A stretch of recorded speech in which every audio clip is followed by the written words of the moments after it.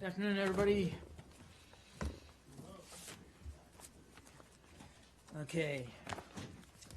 Just quickly, if I could, on the hurricane, as you all are, I'm sure, seeing, it continues to move through the Caribbean with the brunt of the storm today hitting the Bahamas. At this time, we're not aware of any deaths or injuries to U.S. citizens overseas as a result of the storm, but of course, we're monitoring the situation as closely as we can, and we stand ready to provide all possible consular assistance. As the storm passes through the region, some of our embassies remain closed for routine services while others have reopened. We're going to post updates on the status of operations on our website, travel.state.gov. I encourage you to check that out, as it's a very dynamic environment, and the information on there changes throughout the day, so please do go there first if you want the latest.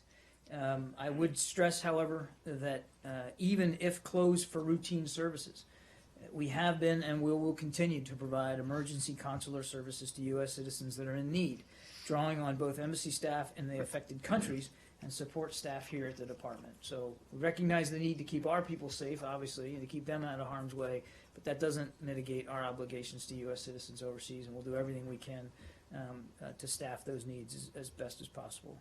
We're going to continue, obviously, to watch what happens here over the next several days, and we're going to stay actively in touch with governments in the region to provide assistance and humanitarian relief. I think you know that the USAID, Agency for International Development, has requested the unique capabilities of DoD to help support their efforts to provide humanitarian assistance to communities that are cut off by the storm, especially in the hard-hit southwestern peninsula of Haiti. As a result, the U.S. military deployed a joint task force from U.S. Southern Command to support USAID's disaster relief efforts by providing logistics and airlift capacity to deliver critical supplies and humanitarian personnel. USAID has deployed a disaster assistance response team, an elite team of disaster experts to Haiti, Jamaica, and the Bahamas. And yesterday, USAID conducted an aerial assessment mission aboard a U.S. Coast Guard plane over the southwest region of Haiti in particular. As you know, we remain committed to working with governments and partners in the region to provide life-saving assistance as the Caribbean continues to recover from the hurricane. And as I said, we'll stay very much on top of this. Matt. Thank you. But you don't have anything new in terms of money, USAID activity to announce for today? I don't. Okay. Let's start with Syria. Okay. First of all, I'm curious to know if there is any update on the suspended yet ongoing bilateral engagement with Russia on this issue. Has there been a new non-communication between Secretary and Foreign Minister Lavrov? No, there's not been any communication between the Secretary and the Foreign Minister since yesterday, and I would remind that that the bilateral cooperation between the United States and Russia with respect to the cessation of hostilities remains suspended, and a phone call doesn't mitigate that. Okay, and there hasn't been, as far as you know, there hasn't been any even though they haven't spoken person to person, minister to minister, there hasn't been any other engagement Between the United States and Russia on this? No. Right. Okay. So where does that leave us now? Is Can I clarify one thing on that? Yeah. Because it wasn't 100% clear to me, given what your colleague Josh Earnest said this morning. Was the topic of Syria broached at all in that conversation yesterday? Of course it was. Okay, so your point is just that it was not in the context of bilateral cooperation, but, right?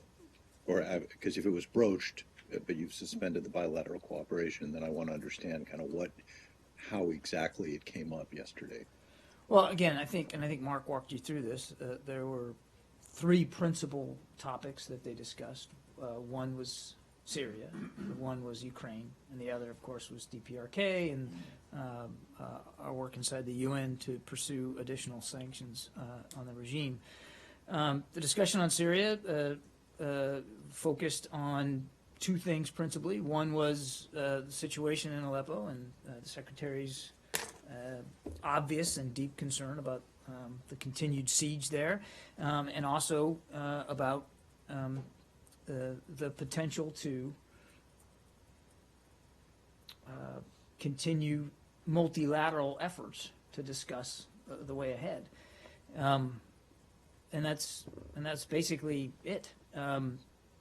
We certainly, when we said we were suspending U.S.-Russia bilateral engagement on the cessation of hostilities and the work to that end in Syria, there was never any expectation that the two foreign ministers wouldn't speak about Syria again. I mean, and certainly if we're going to continue multilateral efforts, which we fully intend to do, whether it's with the ISSG or other partners or through the UN, there's no way you can do that without including Russia in that discussion. So are you trying to set up a meeting, for example? I mean, you're talking about bilateral discussions. Are you trying to set up a meeting with other countries, including Russia, on this? I don't have anything on the schedule to speak to today, but I certainly wouldn't rule out the fact that there will be attempts and efforts through a multilateral fora to meet again and to try to work through this. I certainly wouldn't rule that out.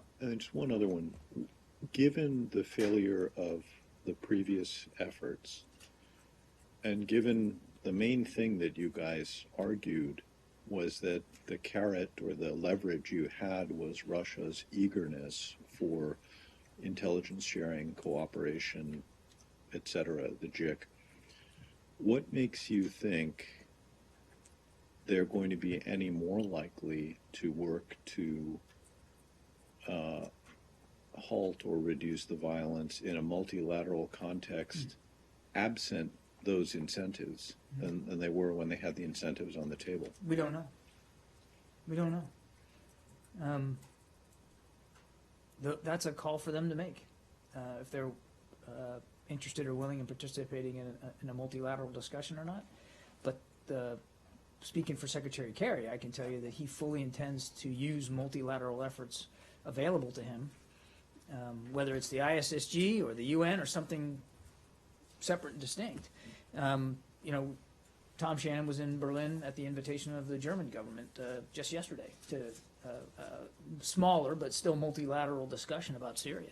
The Secretary has every intent to continue to use those vehicles as best he can, but we don't know whether Russia will come to those sessions. We don't know whether they will do so in a constructive, productive way. Yeah. Okay, and is there anything that you are doing to try to stop Aleppo from falling to the government, the Russian-backed government offensive, or have you kind of written it off?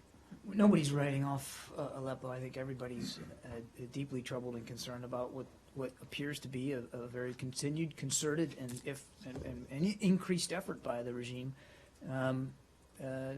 to conduct a siege and to take Aleppo. But do anything to stop it? We obviously are continuing. Another reason why, as I said, Foreign Minister Lavrov and the Secretary spoke yesterday. The Secretary was expressing our concerns about what's going on in Aleppo. We're not turning a blind eye to that. And we still want, the short answer to your question is, we're still interested in pursuing a cessation of hostilities that can endure nationwide. It's certainly in Aleppo. It's just that now we're going to have to pursue that goal through a multilateral effort and not any longer solely through a bilateral effort with Russia. And are you willing to prefer those same incentives that you offered the Russians before? I'm not going to get ahead of discussions inside the multilateral effort that we're now going to have to rely on So I was solely. trying to get to the second part of my question, which was the famous menu of options that the administration is now considering. Just briefly on two potential ones. One is the military option, an option that presumably would involve some kind of actual kinetic military activity, as you like to call it. You will have seen that the Russians warned you guys today not to do that. And I'm just wondering, do they have good reason to issue such a warning? Do you take such a warning seriously? Do you think that if that option is taken, that it could lead to, that could lead to an overt U.S.-Russia military confrontation? Well, nobody wants to see an escalation in violence or tensions between the United States and Russia on this issue. And as we've said many times, we still don't believe a military solution is the right approach. That It doesn't necessarily have to be a solution, but it could be just a move to get towards what the solution. what I would tell you, might be. Matt, is we continue to have an active discussion in the United States government about options before us in Syria. And as I said, I think a week or so ago, not all of those options revolve around diplomacy, and that remains the case today. And I've seen the comments out of Moscow. Those comments notwithstanding, that conversation inside the U.S. government continues. All right, and then on the second, or one of the other options, which is that even though they're in recess, Congress seems to be, at least some in Congress seem to be chomping at the bit to put new sanctions on people who are on countries that are supporting the Assad regime. And my question is does the administration support that kind of legislation, or even if you do you think that it's unnecessary because you already have the tools through previous executive orders and previous legislation to do it? I don't want to get ahead of the decision-making process or the discussions that are being had. I would simply go back and say that a robust discussion of alternatives and options continues to be had inside the government. That hasn't changed, and there's many different tools, many different alternatives that can and should be discussed. I don't want to speculate about anyone in particular. I would just tell you that the Commander-in-Chief, the President, remains open to hearing all ideas and to having a fair and honest discussion about the potential for those ideas. But again, I think it's so. Again, I'm not going to get ahead of those discussions or decisions, and we'll continue. We will continue to stay in touch with members of Congress as appropriate here in terms of the way forward. But we still believe, this is an important point, we still believe that a diplomatic approach and a diplomatic solution is the best way. I think you misunderstood my question. My question is not what option are you going to take. My question is whether you think, in considering the option of sanctions, which I presume you're not going to take off the table right now. So when you consider, or when the people who are doing the considering consider that option, do they go into that consideration of the opinion that no new legislation or no new authorities are necessary, that you can go ahead and do that? Or do you think, would you welcome a move by Congress to pass new legislation? I don't know that the discussions have advanced to a level where we have answers to all those questions right now. We certainly share the concerns by many members of Congress about what's going on, and we're going to stay in close contact with them and dialogue with them going forward. But I just don't want to get ahead of where we are in the process right now. Let me just follow up on the statement made by Brigadier General Konashenkov, the spokesman for the Ministry of Defense. He said that they have the 300 and the 400, and it'll come out surprisingly and so on. Does that give you pause in contemplating a military option? Again, Saeed, I don't want to. I think it's safe to assume that we're looking at a full range of options here, and those comments notwithstanding, we still have a responsibility as a government to consider all those options. What we've also said is that none of the other options that we've talked about to date are any better or can lead, we don't believe, will lead to a better outcome than what we're trying to pursue through diplomacy. And we're still trying. even though we're suspending bilateral cooperation with Russia, we're still trying to pursue diplomatic solutions here. So I just don't want to, I don't think it's useful or helpful for me to speculate one way or the other about, these comments and the threats that they might embody. We have a responsibility to the Syrian people, to our allies and partners, and we take that responsibility seriously, and we're approaching this this conversation inside the government with that in mind. Do you consider those comments to be belligerent or provocative? I just, I don't think comments like that are certainly, we don't find them helpful to moving forward, to reach some sort of diplomatic solution here. But the Russians should speak for themselves and why they're saying that kind of thing. Okay, let me ask you a couple of things on what de Mistura said today. He appealed to the Syrians and the Russians to halt attacks, to halt advancement and attacks in exchange for al-Nusra pulling out of eastern Aleppo. First of all, can that be done? I mean, could anyone sort of press upon al-Nusra, Jabhat al-Nusra, to pull out of eastern Aleppo? And second, I mean, then what if it happens? Would Nusra remain as a fair game in terms of being a target? So a couple of thoughts here. Right. First of all, I can't speak for al-Nusra and what they're willing to do or able to do. What I can say is they have been a spoiler here. Right. They have been an obstacle to peace in Syria. Besides that, And there's no you have question been about that, targeting them. and they still remain, Right. because they are al-Qaeda in Syria and remain outside the cessation of hostilities from the time it was conceived until today. And so they're absolutely they're not part of any effort that we would endeavor to achieve a cessation of hostilities. But I can't possibly answer a hypothetical about whether they would go and under what conditions they would go and whether or not they would, what force might be arrayed against them. They remain outside the cessation of hostilities, and I see no change to that one way or another based on their status as a UN-designated foreign terrorist organization. Now, let me ask you, you don't like hypotheticals, but let me ask you a hypothetical question. I'm sorry.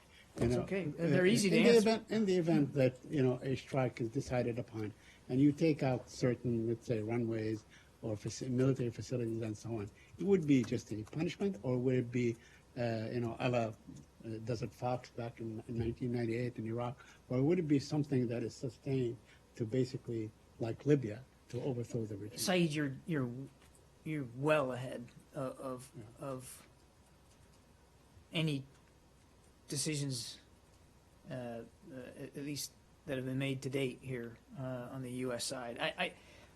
I can't even begin to entertain that question. We still believe a diplomatic approach is the best one. Yes, inside the government, we continue to have conversations about options. Not all of those options, as I've said, revolve around diplomacy. It would be irresponsible for us not to think about other tools available to us to change the situation on the ground in Syria. But we've also said that military options, whether they're no-fly zone, safe zone, whatever you want to call them, they bear risk. They expend resources. And they're certainly, just by dint of the fact that they're military, are going to not de-escalate the tension, not going to bring down the violence necessarily. That doesn't mean they're off the table. It just means that in consideration of them, we have to factor all that in. But your question gets well ahead of where we are right now, and I couldn't possibly answer it. So you said in response to one of the earlier questions that we have a responsibility to the Syrian people. Is that, what kind of responsibility? Is that a moral responsibility, or does the administration believe it's got some, does the No, I administration was have talking some about other? obviously a moral responsibility. humanitarian When you have 500,000 people killed and gassed No, I by just their wanted to know government, if you were talking about something else. I wasn't trying to be a lawyer. No. Yeah. Human Rights Watch has made public a letter to Iraqi Prime Minister Abadi, and they say there that, quote, any armed forces implicated in laws of war violations, unquote, particularly the Hashd al-Shabi, should not participate in the battle to liberate Mosul. Is anything being done to address their concerns? Well, I think that's first of all, a question better put to the Abadi government.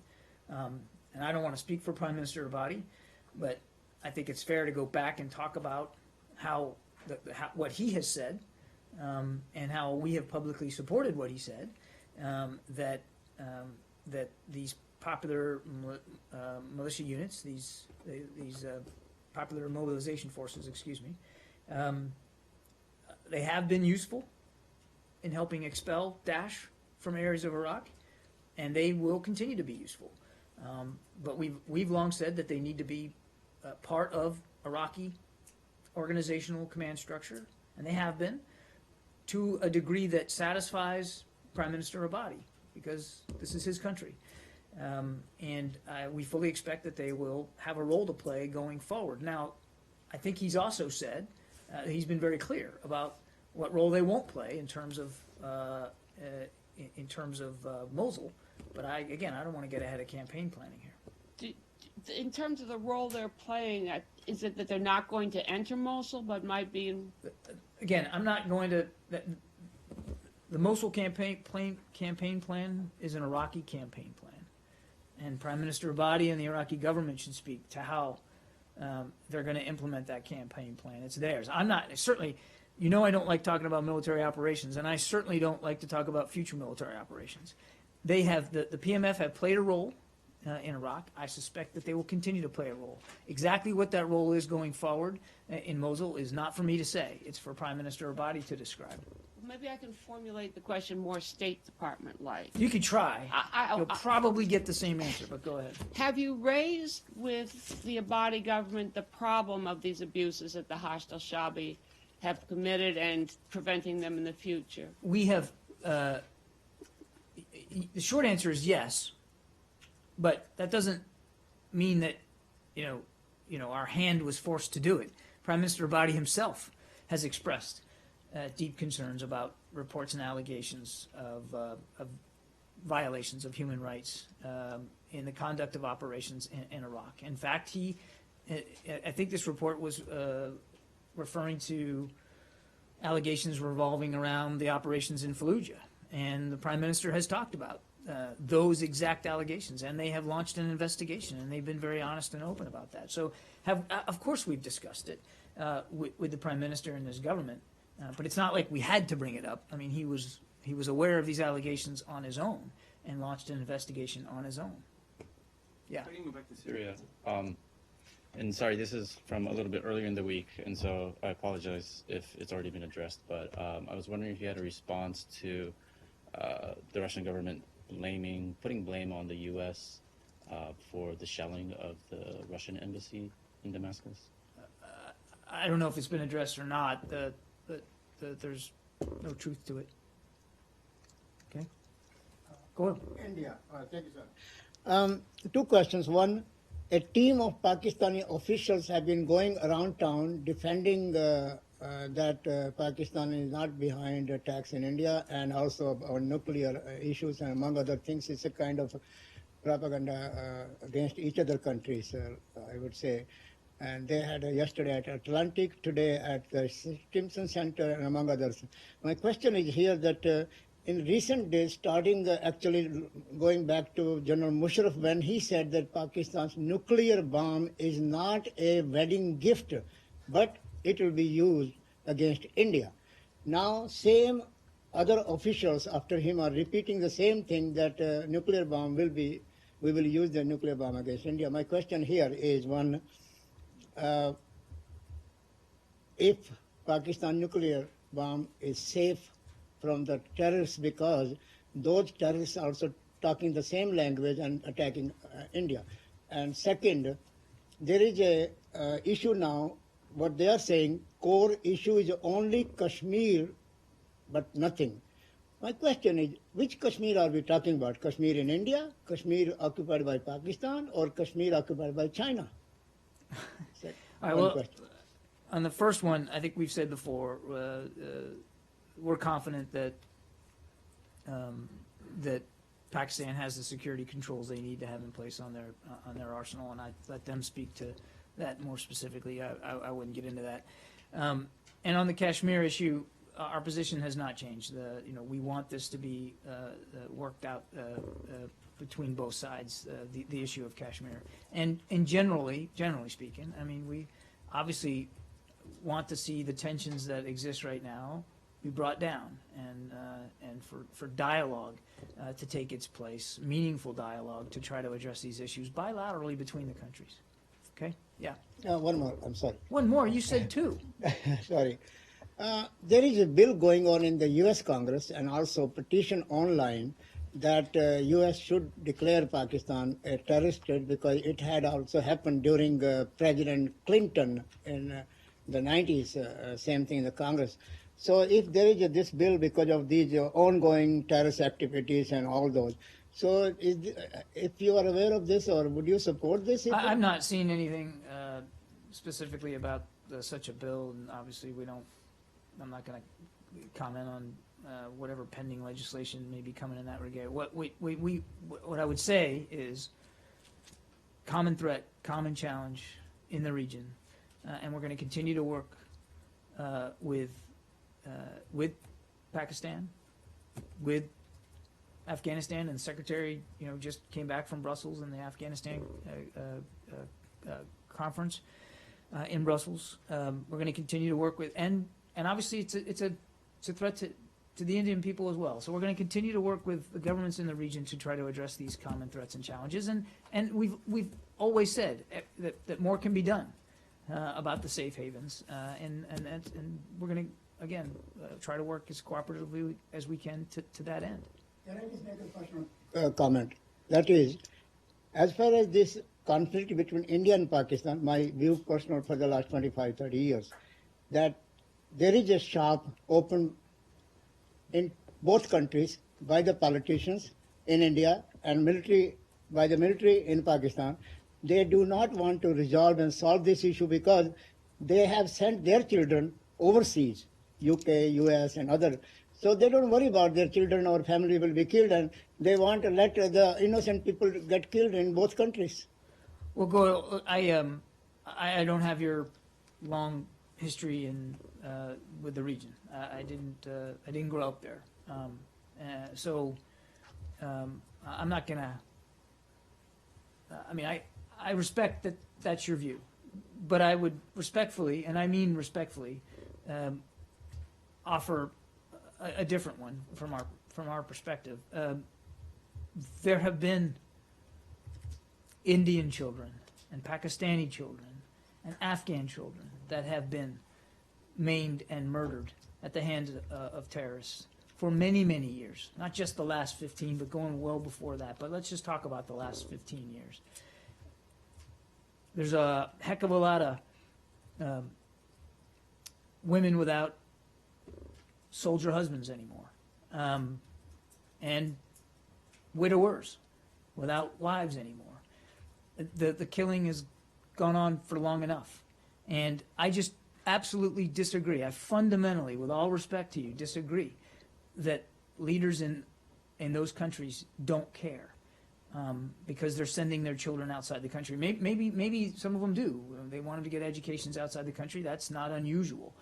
But that's a far cry from saying that they don't care about the children of their countries and their families and their society, because that is just not our view in talking to leaders across the spectrum of both governments, that they do care. Now, obviously, there's still differences of opinion that exist between them. And as I said earlier, we want them to work through those differences. We have differences with many countries too, and we continue to try to work through them to the best we're able to. And that's all we're asking, that's all we're hoping, that's all we're expecting for leaders in India and Pakistan to do as well. But we don't think for a minute, we don't believe for a minute that they don't take the challenges before them seriously, or the lives and security of their children. Thanks. Yeah. Thank you. John, can we stay in Asia, Philippines? Sure. So your favorite person, Duterte? My favorite person is Mark Toner.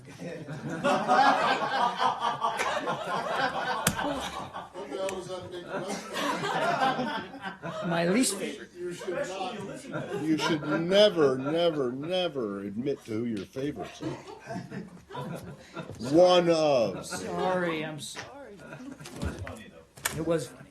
Go ahead. Right. So today he said if the United States is going to withdraw the assistance, quote, go ahead. We will not beg for it. First of all, I would like to get your comments on that. And then, is there any discussion within this building to suspend the assistance to Philippines? So look, we've seen these comments, and I've spoken to this rhetoric before. It obviously, we believe, frankly, is at odds with the very close relationship that the United States continues to enjoy with the Philippines, and the American people continue to enjoy with the Filipino people. I can only speak for our side of this and tell you that we remain committed to that relationship and to our very real commitments on a security perspective to the Philippines. We're focused on now are the assistance efforts that are in place and ensuring that they best benefit the Philippine people and are compliant with U.S. laws and regulations. We continue to focus on our broad relationship with the Philippines, and we'll work together in the many areas of mutual interest. So am I right to read as there's no discussion to suspend the assistance? As I told you, we're focused on the assistance that we're providing now. And look, in fiscal year 17 alone, that assistance totals about $180 million, and that's this fiscal year coming, and we're committed to that. I think that's the best way I can answer the question. How does the United States ensure that the $180 million for part of it is used for law enforcement will not be used for in their hand for actual judicial? Well, killing? because there's a law called the Leahy Law that requires us to routinely and regularly vet security forces that are getting aid and assistance to make sure that any units that violate international law in that regard do not get aid and assistance. That's a very robust program. It's a law. Obviously, we follow the law. It's a law we strongly believe in. And whether it's in the Philippines or anywhere around the world, that review process is near continuous, and it will remain so. Senator Leahy. Yes. Just, are you dismayed to see the comments, not by President Duterte, but by the Foreign Affairs Secretary, Perfecto Yase, who said that the country was compelled to realign Philippine foreign policy and not to submit to U.S. demands and interests? And he also referred to Duterte's desire to liberate the country from what the Foreign Secretary called a, quote, shackling dependency, close quote, on the United States. Are you concerned that comments that are not perhaps helpful to the relationship are now emanating from significant lower level officials? Again, I think we're mindful of the rhetoric, but we believe that it is at odds with the kind of cooperation that we have right now, and which we're focusing on and implementing now. And it certainly isn't, those kinds of comments aren't in keeping with what we see every day as the strong relationship between our two countries and between the American people and the Philippine people, and we're focused on that continuing. So, I mean, as I try to do elsewhere in other areas, I don't know that it's useful to parse every bit of nuance, every bit of rhetoric that comes out of there. What I can tell you is that in practicality, as you and I talk today, that cooperation continues, those government contacts continue, the military-to-military relationship remains strong.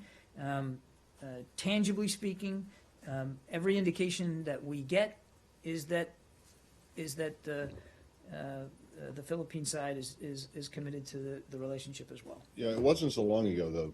I mean, it was quite recently that we were in Manila with the secretary, and he had a long meeting with the foreign minister, the foreign secretary. and I just wonder, did you get a hint of this from him in that meeting, or is this something that that may have just started with the president and is now filtering its way down the chain? Because as I recall, at least in their opening, at the beginning of their meeting, it was all, sunshine and happiness. There was no hint, at least publicly. Was there any in private? Not that I'm aware of, Matt. I do recall that meeting and the discussions afterward, and my understanding is that was a very accurate reflection of the tone and tenor of the meeting. And Sunshine and happiness? That, your words, not mine. No. I would not. For the transcript, I don't want it to say that I said sunshine and happiness. But I mean, look, there's a lot of. But we have. Look, 5 of our 7 treaty alliances are in the Pacific region. One of them is with the Philippines, and we take that very seriously, and we're going to continue to take that very seriously. And the meetings that the Secretary had in the Philippines reinforced that for him. And again, nothing that we're seeing today, tangibly, would change our mind about that. We'll go back here, Saeed, behind you. Go ahead. Thank you. On Bangladesh. Yeah. Secretary Kerry visited Bangladesh a month back, and it was a significant visit. He met with the ruling prime minister and the main opposition leader, Begum Zia and the Sheikh Hasina, and he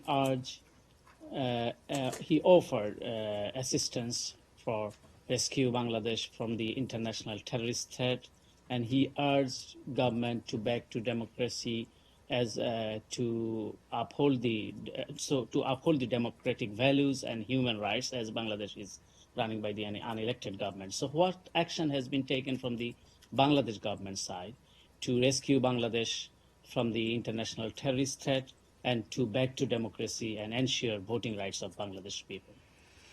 Well, what I would tell you is that we remain in close dialogue with Bangladesh, and as the government continues to determine what assistance it requires from the United States, we stand ready to provide that support.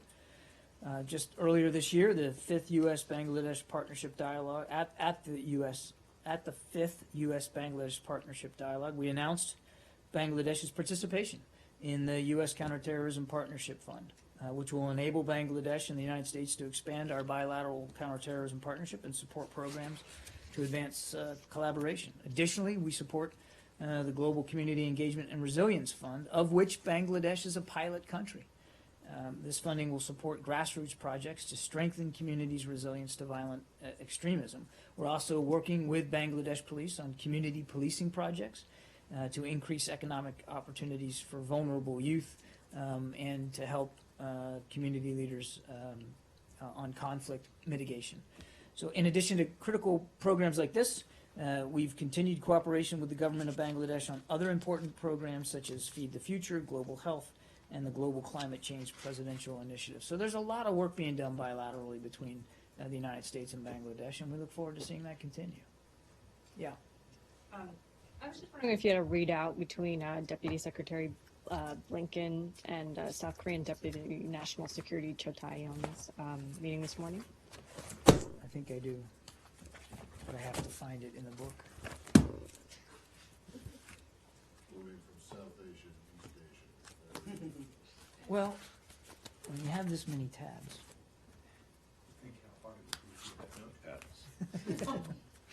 Fair point. I can't argue that. The Deputy Secretary did meet today with the Republic of Korea Deputy National Security Advisor Cho Tae-yong. They discussed regional security issues, including the international response to the latest DPRK nuclear test and the importance of close coordination between the United States and the ROK. So it was a good meeting, good constructive meeting. In the back there, I'll get to you in a second. Hi, thank you. On Mexico, speaking of the Leahy laws you just did, could you elaborate a little bit on the State Department thinking behind the decision to restore aid to Mexico, aid that was suspended last year because of the human rights situation? And I would say that the human rights situation is as bad this year as it was last. What was the thinking that went on at the State Department to make that recommendation? Yep, hang on a second here.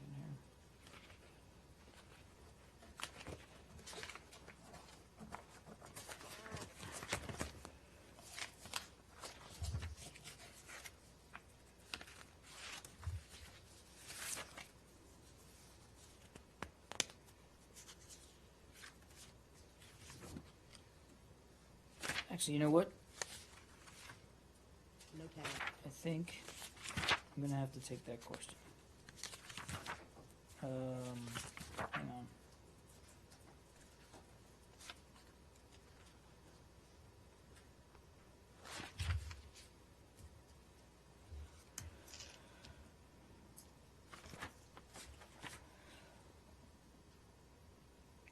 What I would say is, I'm going to take the question and get back to you with more detail, but we are aware that Mexico has launched an ambitious effort to modernize and reform its law enforcement and justice system. These commitments, we believe, are central to the protection of human rights and the rule of law. U.S. cooperation under the Merida Initiative provides support for this critical endeavor. Human rights challenges remain, and we are committed to supporting Mexico's own efforts to increase respect for human rights. But let me get back to you with a more detailed answer after this. Okay. Yeah, Saeed. Can we go to the Palestinian-Israeli issue? Yeah. Okay. I have a couple of questions. Yesterday, the Israeli Navy boarded a boat, Zaytuna, in international water, 33 miles from Gaza. 13 women were on board, including an American. Would you consider that to be an act of piracy? Look, I think we've talked about this. But they boarded it. They took them by force to another port. They apprehended them. They put them in prison, overnight. So, What I would say is we underscore the need for international support for Gaza's recovery. We want to see that done through appropriate channels. I think we've said that before, that assistance and goods destined for Gaza should be transmitted through legitimate crossing and established channels. but the act of boarding a ship in international water, is that? I am not a maritime lawyer, Saeed. Okay.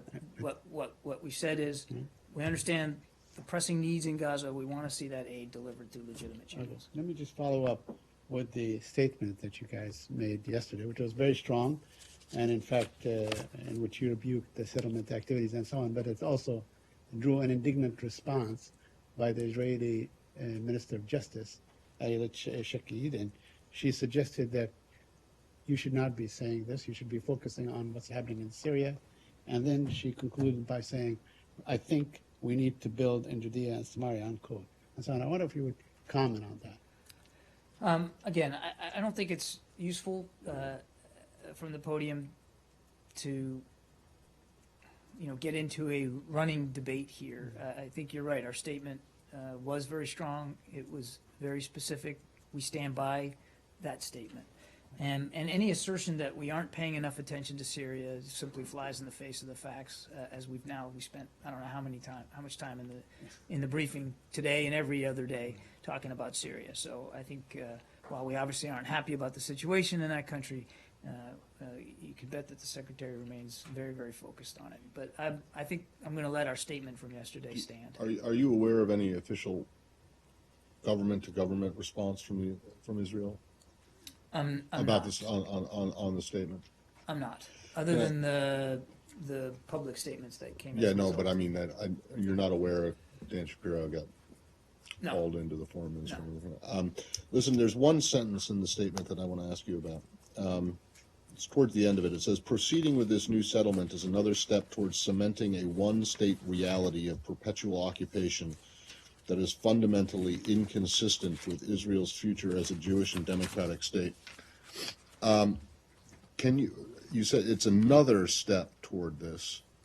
So what does that mean? Are you talking about, when you say another step, this is just another announcement of construction? Yet more settlement activity. Is that the only thing that is going toward cementing a one-state reality? Well, the statement was written in the context of this additional settlement activity. Yeah, but when you say another step, does that mean you're talking about just settlements, or are you talking about other actions that the Israelis have taken? No, it says proceeding with this new settlement is another step towards cementing a but one-state the previous reality. steps, in your opinion, I'm trying to figure out if the steps, the previous ones, because you say this is just the latest one, right, or is another one.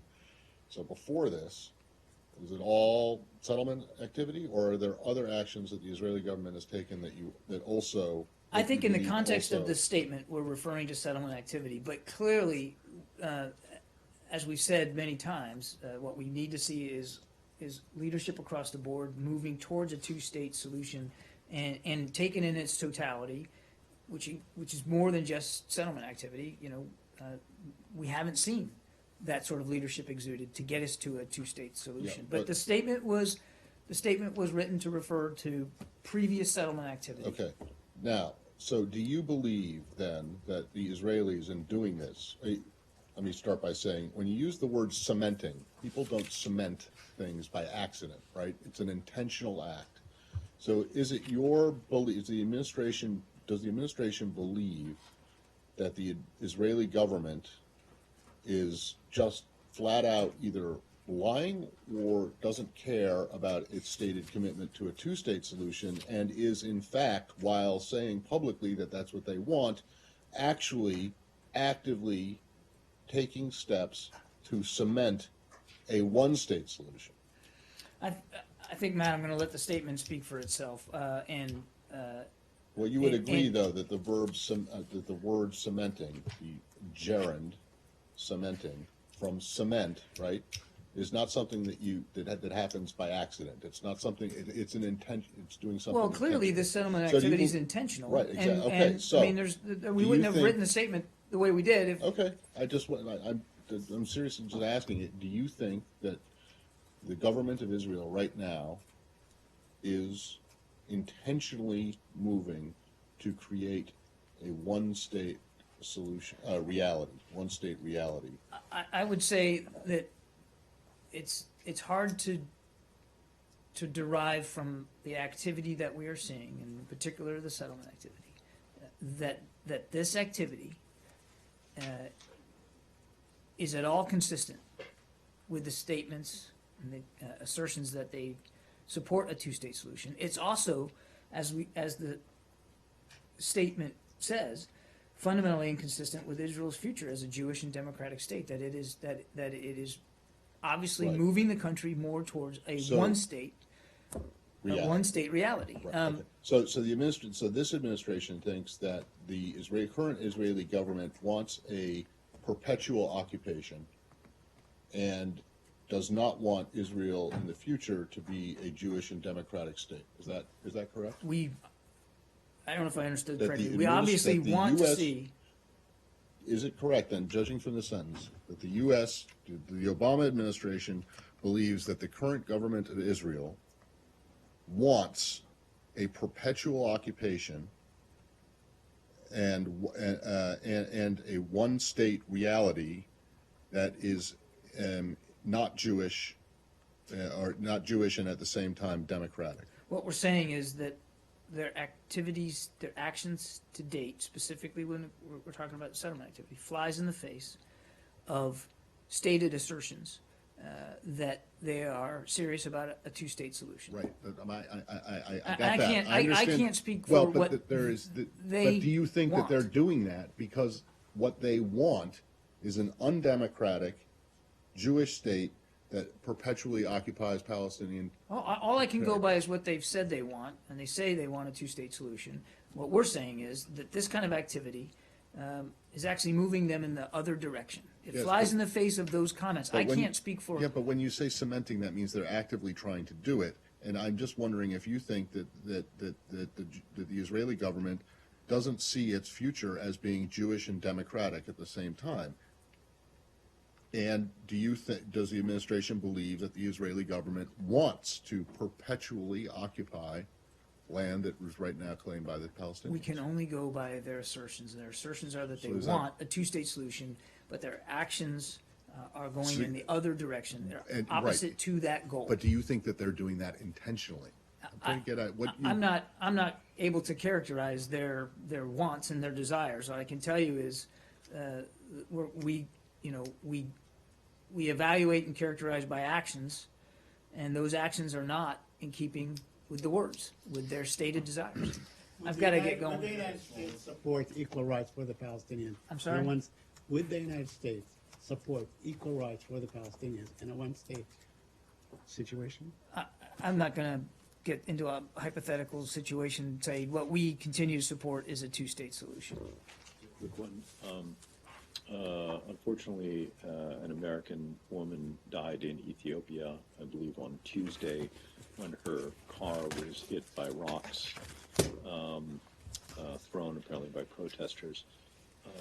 Can you confirm that? Can you provide any information about the name of the woman, which I think is now being reported? And do you have any reason to believe that she was targeted because she was an American, or did she just happen to be in the wrong place at the wrong time? There's some I can help with, some I can't. I can confirm the death of a U.S. citizen on the 4th of October near Addis Ababa in Ethiopia. Obviously, we offer our sincerest condolences to the family and to the loved ones. We're providing all possible consular assistance out of respect for the family. We must decline further comment. And as for the situation itself, that's really for local authorities to speak to in terms of the investigation and how they're looking into it. It's really for them to speak to, not us. Thank you.